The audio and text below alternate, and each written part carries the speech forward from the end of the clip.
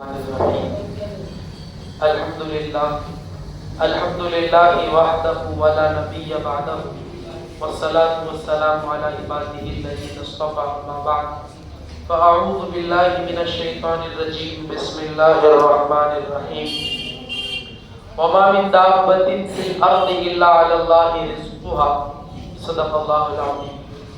میرے محترم عزیزوں، دوستوں، بزرگوں اور حاضرین جمعہ، آج 1 جمادی الاخر 1445 مطابق 15 دسمبر 2023 اور جمعۃ المبارک کا دن ہے۔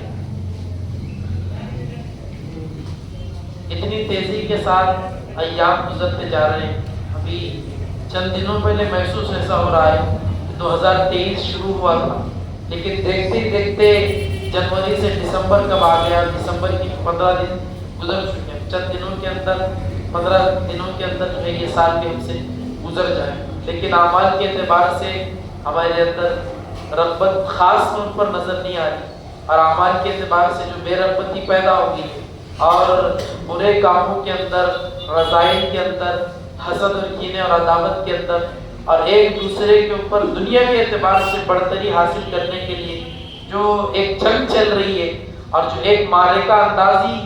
لوگوں کے اندر ہو رہی ہے، بڑی نامناسب ہے۔ اگر ہم اس آیت کریمہ کو دھیان سے سمجھ لیں جو اللہ رب العالمین نے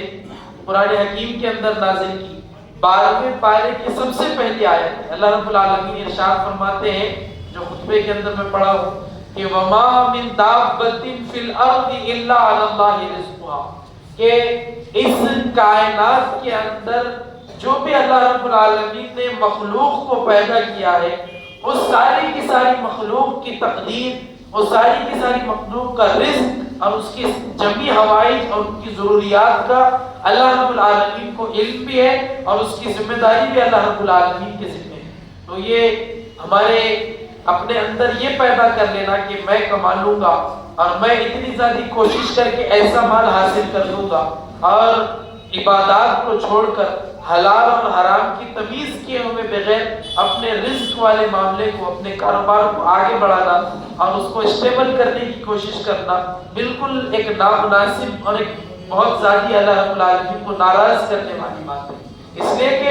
اللہ رب العالمین نے جب پیدا کیا تو یہ بات بھی کہہ دی کہ وما من دابۃ فی الارض الا علی اللہ رزقها، کہ اللہ نے جب پیدا کیا ہے تو پیدا کرنے کے بعد اب رزق کی بھی جو ذمہ داری ہے وہ اللہ رب العالمین کے اوپر ہے۔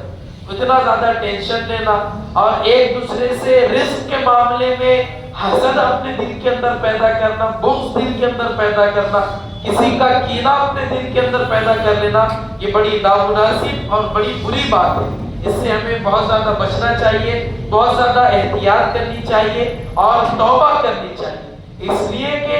حسد اتنی خطرناک چیز ہے کہ آدمی کے حدیث مبارکہ کے اندر آتا ہے کہ آدمی کے نیکیوں کو اس طرح حسد کھا جاتا ہے جس طرح سوکھی گھاس کو آگ کھا جاتی ہے۔ آگ، آپ سوکھی گھاس کے اوپر آگ کا ایک انگارہ، ایک چھوٹا سا چنگاری بھی پڑ جائے تو تھوڑی دیر کے اندر وہ آگ جو ہے بالکل ایک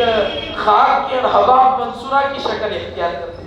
تو اس طرح اگر ہم حسد کریں گے، جو اللہ رب العالمین نے مقدر طے کر رکھا ہے اس کے اندر اللہ کی تقسیم کے اوپر ہم راضی نہیں ہوں گے، تو یہ ہمارے لیے بڑی بری بات ہے۔ اور اس آیت کو سامنے رکھ لینے کے بعد ہمارے لیے بڑی سہولت ہوگی۔ اگر کسی شخص نے آپ کی دکان کے سامنے کوئی ایسی دکان ڈال دی جس کا آپ بھی کاروبار کرتے ہو، تو اگر اس آیت کے اوپر یقین اور ایمان ہوگا تو پھر اس شخص کے حوالے سے حسد اور کینہ پیدا نہیں ہوگا، بلکہ دل کے اندر محبت پیدا ہوگی۔ دو افراد ایک ہی کاروبار کے سلسلے میں ایک ہی گاڑی کے اندر سفر کر رہے ہو، لیکن اگر اس آیت کے اوپر ایمان ہوگا تو دونوں کے اندر بھائی چارگی ہوگی، محبت ہوگی، ان کے درمیان نفرت، بغض اور عداوت نہیں ہوگی۔ تو یہ آیت کے اوپر ایمان ہمارا لازمی جزو ہے اور توکل کا ایک بہت اہم ذریعہ ہے کہ اللہ رب العالمین نے جس چیز کو بھی پیدا کیا ہے اس کے رزق کی ذمہ داری اپنے ذمہ ہے۔ یہ سوچنا کہ یہ شخص میرے کاروبار کو کھینچ کر لے کے چلے جائے گا، میری روزی یہ چھین لے گا، یہ بالکل لغو بات ہے۔ ہاں یہ تو ہو سکتا ہے کہ اللہ آپ سے زیادہ اس کو نواز دے، آپ سے زیادہ وہ کاروبار کے اندر بڑھ جائے، لیکن یہ ہرگز نہیں ہو سکتا کہ اللہ نے جو آپ کے مقدر میں کر رکھا ہے وہ بھی وہ کھینچ کر لے جائے، ایسا نہیں ہو سکتا، بلکہ اللہ رب العالمین نے یہ چیزیں مقدر کے اندر طے کر دی۔ اور حدیث مبارکہ کے اندر آتا ہے کہ جس طرح موت آدمی کی تلاش کے اندر رہتی ہے، اس طرح رزق بھی آدمی کو ڈھونڈتا پھرتا ہے۔ یہ ایک صاحب نے ہمارے ملنے والے ہیں بڑی اچھی بات کہی کہ اگر کسی علاقے کے اندر کوئی انگور اگے اور کسی شخص نے اسے توڑا، کسی شخص نے اس کو منڈی کے اندر منتقل کیا اور کسی گہری باغ میں کسی پیٹھی کے اندر پیک ہو کر وہ اگر آ جائے، کوئی شخص اس کو خرید لے، اگر وہ میرے مقدر کے اندر ہے تو وہ میرے پیٹ کے اندر جا کر رہے گا، اس کے بالمقابل اگر وہ چیز میرے مقدر میں نہیں، میں کتنی زیادہ کوشش کروں، کتنی زیادہ حربے اختیار کروں، کتنا ہی زیادہ اس کے اوپر مال خرچ کروں، تو ایک انگور کے اس دانے کو میں کھا نہیں سکتا، اس لیے کہ وہ میرے مقدر کے اندر ہے۔ تو جب تک اس چیز کے اوپر ایمان نہیں ہوگا تو آدمی پھر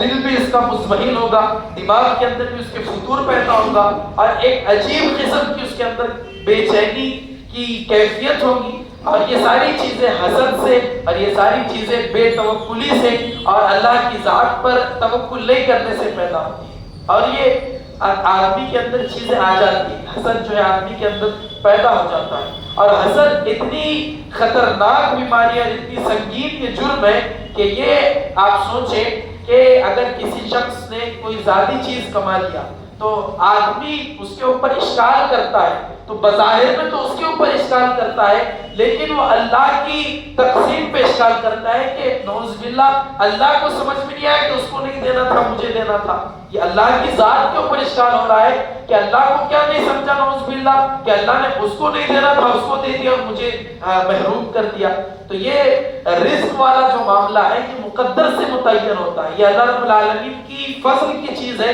ذالک فضل اللہ، یہ اللہ کا فضل ہے، یؤتی من یشاء، اللہ جسے چاہتا ہے عطا کرتا ہے، جسے چاہتا ہے محروم کر دیتا ہے۔ تو یہ اپنے ذہن اور گمان کے اندر سوچنا کہ اس کو کیسے مل گیا مجھے نہیں ملا، یہ بڑی بری بات ہے، یہ اللہ کی ذات کے اوپر اشکال ہے۔ جب بندہ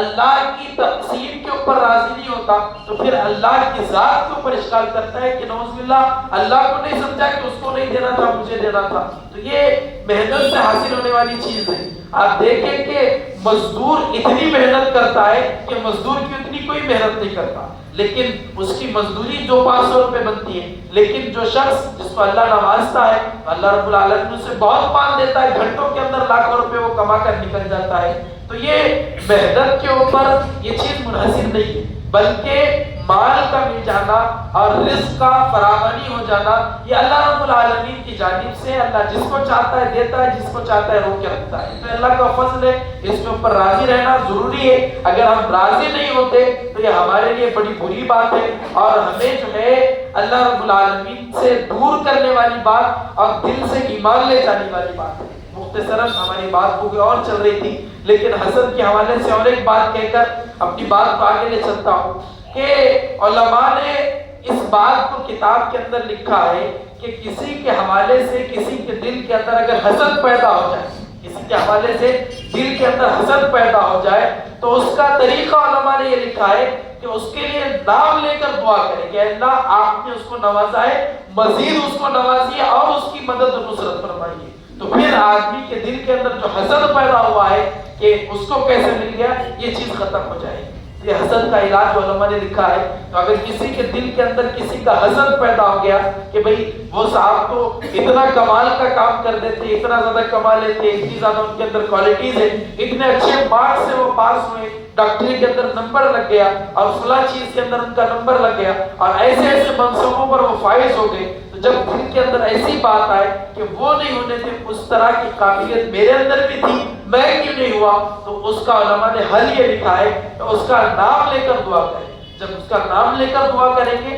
تو حسد کا مادہ ختم ہوگا اور اس کے حوالے سے اللہ دل کے اندر محبت ڈالے گا۔ تو خیر بات یہ چل رہی تھی کہ آدمی کے مقدر کے اندر اللہ نے جتنا متعین کیا ہے اس سے زیادہ آدمی پا نہیں سکتا۔ آپ دیکھیں ہسپتال کا جائزہ جا کر لیں کہ آدمی، حدیث مبارکہ کے مفہوم کے اندر بات ملتی ہے کہ جب آدمی کا موت کا وقت قریب آتا ہے تو حلق بالکل خشک ہو جاتا ہے، حلق بہت زیادہ خشک ہو جاتا ہے اور آدمی بہت زیادہ پیاسا ہو جاتا ہے، لیکن اس پیاس کی حالت کے اندر بھی اگر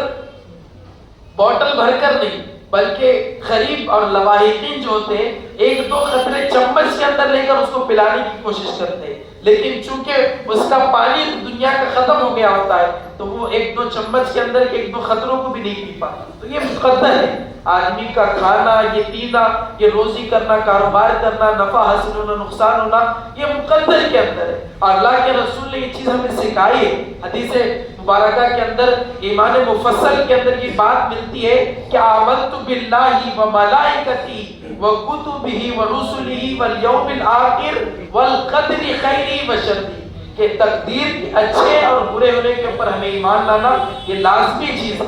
بالکل لازمی چیز ہے۔ تو ہم اس کے اوپر ایمان لائیں اور یقین جانیں کہ یہ مقدر سے زیادہ آدمی کما نہیں سکتا۔ آدمی کتنے ہی ہاتھ پیر مار لے، آپ کو ایک ایجپٹ کے یعنی کہ مصر کے رہنے والے اقوام متحدہ کے ایک بڑے کارکن ہیں، انہوں نے اپنا آرٹیکل لکھا، اس کو سناتا ہوں، اس کو آپ کو سمجھ میں آئے گا کہ مقدر سے زیادہ اور جتنا ملنا ہے، جہاں ملنا ہے، یہ اللہ رب العالمین نے طے کیا ہے، اس سے زیادہ مل نہیں سکتا۔ کہ وہ اپنا روداد لکھتے ہیں کہ اچانک اقوام متحدہ کی کوئی نہ کوئی کانفرنس تھی یا کوئی میٹنگ تھی، تو ان کو ان کی مصر کی ایجپٹ کے حکومت کی جانب سے، ان کے محکمے کی جانب سے یہ کال آئی کہ آپ کو رشیا جانا ہے، رشیا کے اندر کچھ کام ہے ملک کا، تو وہ روانہ ہو۔ تو اچانک روانہ ہونا تھا تو انہیں فلائٹ ڈائریکٹ رشیا کی نہیں ملی، تو انہوں نے جو ہے اپنی روداد خود لکھتے ہیں کہ میں نے کنیکٹنگ فلائٹ کی، میں مصر سے پہلے تاشقند گیا، ساتھ میں اہلیہ تھی،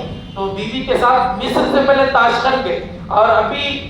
رشیا کی فلائٹ کے اندر کچھ دیر باقی تھی، تو وہ تھوڑی دیر توقف کیے اس جگہ پر ویٹنگ ہال کے اندر بیٹھے تھے، اچانک میسج آیا کہ آپ کا جو کام تھا رشیا کے اندر وہ ختم ہو گیا، مکمل ہو گیا، چنانچہ آپ واپس آ جائیں، جہاں سے وہاں سے واپس آ جائیں، لوٹ جائیں۔ تو جب یہ میسج آیا تو وہ اپنی بیوی سے کہنے لگے کہ کام تو ہو گیا، ہم نے جو ہے مصر سے ایجپٹ سے جو ہے ایک دو مرغیاں فرائی کی تھی کہ اگر سفر کے اندر بھوک لگ جائے تو کھا لیں گے، تو اب یہ ضائع ہو جائے گی، اس کا کیا کریں، ہم 2 گھنٹے 3 گھنٹے کے اندر واپس اپنے شہر ملک پہنچ جائیں گے۔ تو بیوی نے رائے دی کہ کسی فقیر کو دے دیں، تو وہاں پر ایک خاتون یا کوئی فقیر بیٹھا ہوا تھا، تو اس کے حوالے انہوں نے 2 مرغیاں اس کے حوالے کی، تلی بھنی، اور وہ واپس اپنے ملک کو پہنچ گئے۔ اور جب وہ اپنے گھر کو پہنچ گئے تو اپنے سر کے اوپر ہاتھ رکھ کر سوچنے لگے کہ جو میرا مصر سے رشیا کا جو سفر تھا اور میرا مصر سے تاشقند جو جانا تھا کس وجہ سے ہوا، اور جب میں تاشقند پہنچ گیا تو میری واپسی بھی ہو گئی، میرا کام بھی مکمل ہو گیا۔ تو انہوں نے اپنے سر پہ ہاتھ رکھ کر یہ بات کہی کہ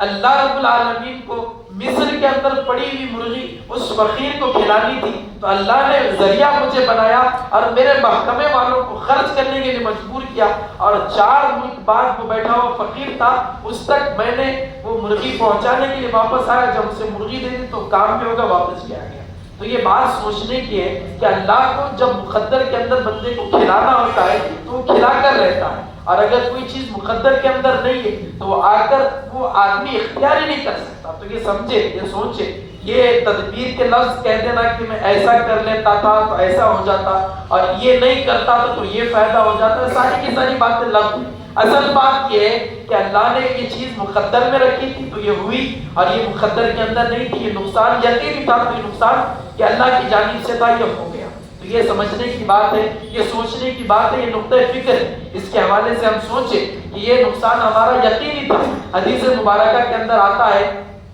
کہ اللہ کے رسول صلی اللہ علیہ وسلم، آپ دیکھیں یہ جو آدمی کے اندر جب یہ چیز پیدا نہیں ہوتی، جب آدمی مقدر پہ راضی نہیں ہوتا تو پھر حسد والا مادہ پیدا ہو جاتا ہے، اور کینہ اور عداوت اس کے اندر پیدا ہو جاتی ہے، اور یہ چیز کہاں تک لے جاتی ہے اس کا میں اور آپ اندازہ نہیں لگا سکتے۔ اور جب حسد اور عداوت نہیں ہوگی بلکہ ایک دوسرے کے حوالے سے بھائی چارگی اور محبت ہوگی تو پھر آدمی کو یہ چیز جنت تک لے جاتی ہے۔ آپ سمجھے، ایک واقعہ آپ کو سناتا ہوں، مسند احمد کے اندر امام مسند احمد نے اپنی کتاب کے اندر یہ چیز کو لکھا ہے. تفصیل طلب حدیث ہے، چونکہ وقت کم ہے اس لیے مختصراً وہ روایت میں آپ کو سناتا ہوں. اللہ کے رسول حضرت انس بن مالک اور حضرت عبداللہ بن عمر یہ تین حضرات حجرے کے اندر بیٹھے ہوئے تھے. اچانک دروازے کے اوپر دستک ہوئی. اللہ کے رسول صلی اللہ علیہ وسلم نے حضرت انس بن مالک، چونکہ خادم خاص سے حضرت انس بن مالک، حضرت انس بن مالک کو حکم دیا کہ انس دروازہ کھولو. جب حضرت انس بن مالک دروازے کے پاس بڑھے تو اللہ کے رسول نے کہا کہ دروازے کے اوپر ایسا شخص ہے جس کو اللہ بغیر حساب کتاب کے جنت میں داخل کرے. حضرت انس نے دروازہ کھولا تو ایک صاحب تھے جو کہ اجنبی تھے. ان کی سادگی کا عالم یہ تھا کہ انہوں نے وضو کیا تھا تو داڑھی سے ان کے وضو کے پانی کے قطرے بھی ٹپک رہے تھے اور انہوں نے اپنا جوتا اپنے بغل کے اندر چھپایا ہوا تھا. تو وہ آئے اللہ کے رسول صلی اللہ علیہ وسلم کی خدمت میں حاضر ہوئے اور تشہد کی حالت میں اللہ کے رسول کے سامنے بیٹھے رہے. اللہ کے رسول سے گفتگو ہوئی اور پھر واپس ہو گئے. پھر دوسرا دن نکلا. اتفاق یہ کہ حضرت انس حضرت عبداللہ بن عمر بیٹھے ہوئے. اللہ کے رسول نے کہا کہ دروازہ کھولو، اس لیے کہ دروازے کے اوپر ایسا شخص آ رہا ہے کہ جس کو اللہ بغیر حساب کتاب کے جنت میں داخل کرے. تو حضرت انس گئے تو کھولا تو دیکھا کہ وہی صاحب ہے اور وہی کیفیت کے اندر آئے. ان کی داڑھی سے وضو کے قطرے ٹپک رہے ہیں اور اپنے جوتے کو بغل کے اندر دبائے. جب وہ آئے تو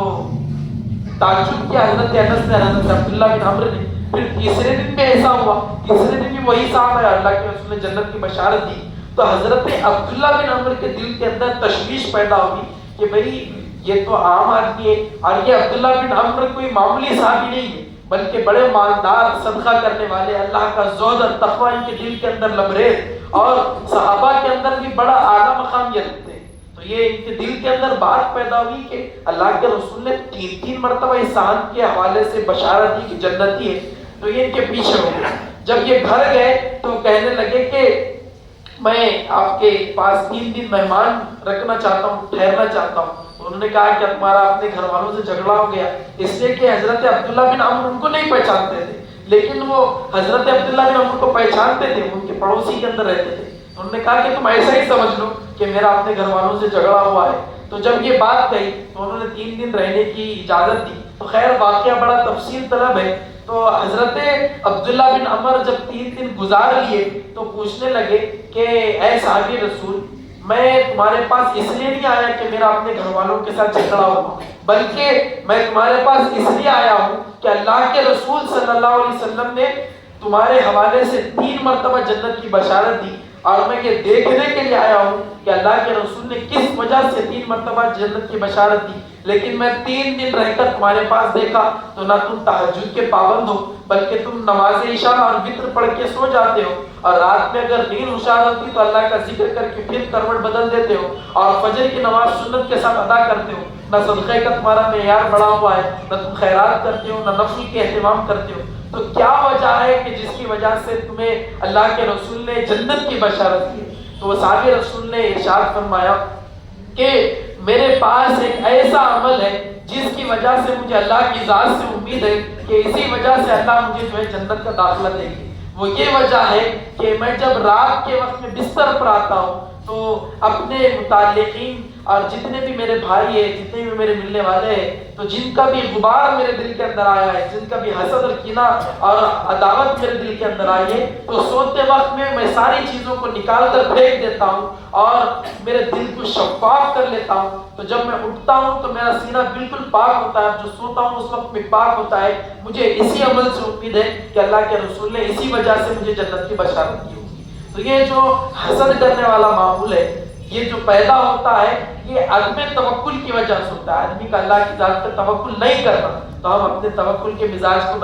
بڑھائیں. اور یہ حسد والا معاملہ آدمی کو کہاں تک پہنچاتا ہے، اور یہ حسد والا معاملہ نہ ہو تو آپ دیکھیں کہ اجنبی صحابی ہے لیکن ان کو بشارت جنت کی اللہ کے رسول دنیا کے اندر دے رہے، 3 مرتبہ دے رہے. تو یہ اس طرح کا مادہ پیدا کرے، اخلاق حمیدہ پیدا کرے. اللہ رب العالمین سب سے پہلے مجھے اور تمام کو حسد سے، بغض سے، عداوت سے، بے چینی سے اور لوگوں کی ترقی سے جلنے سے ہم تمام کو محفوظ فرمائے اور ہم تمام کو بھی جو ہے اور خاص طور پر فلسطین کے مسلمانوں پر رحم فرمائے. آمین. وآخر دعوانا الحمدللہ رب العالمین.